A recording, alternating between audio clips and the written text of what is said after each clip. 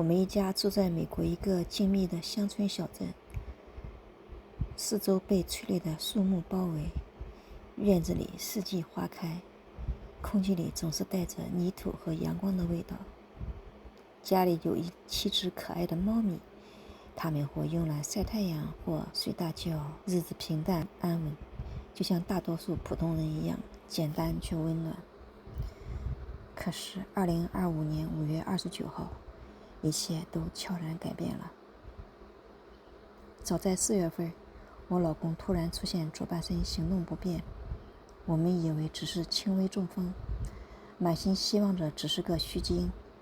经过一系列检查，5月29号那天，他去见了家庭医生，医生说出了那个让我至今都不敢完全相信的结果：原发食道癌、肺癌已经转移到脑部和骨头，剩下的时间大概只有1年半到2年。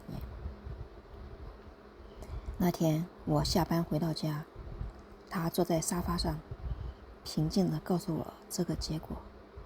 我听完他的叙述，整个人像被冲空了一样，脑子一片空白。曾经只在电影里看过的情节，猝不及防地降临在我平凡的生活里。那一刻，我的世界突然没了方向。从那天起，我决定把这段日子记录下来，记录下我们的喜怒哀乐，哪怕是平凡琐碎的点滴，也不愿忘记。我盼着奇迹，盼着时间能慢一点，哪怕是偷得片刻安慰也好。我们开始了紧张的检查过程。2025年6月2日一大早，我们就匆匆赶到医院，按照医生的安排进行肺部检查。清晨8点，我们坐在候诊室里，空气里弥漫着消毒水的味道，时间仿佛特别慢。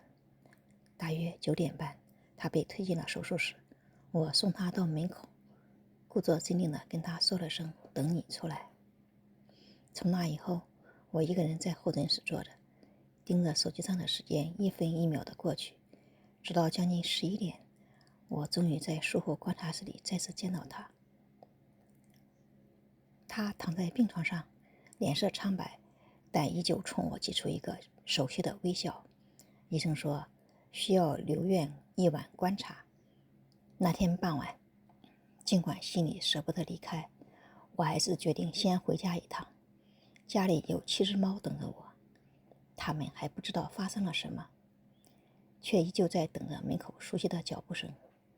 夜里，我反复看着手机上的时间，盼着天快亮。第二天，我一早赶回医院，把他接回家。那一刻，尽管前路未知，但能一起回家，就是我那天最大的安心。2025年6月4号，又是一次重要的检查，这次轮到做 MRR。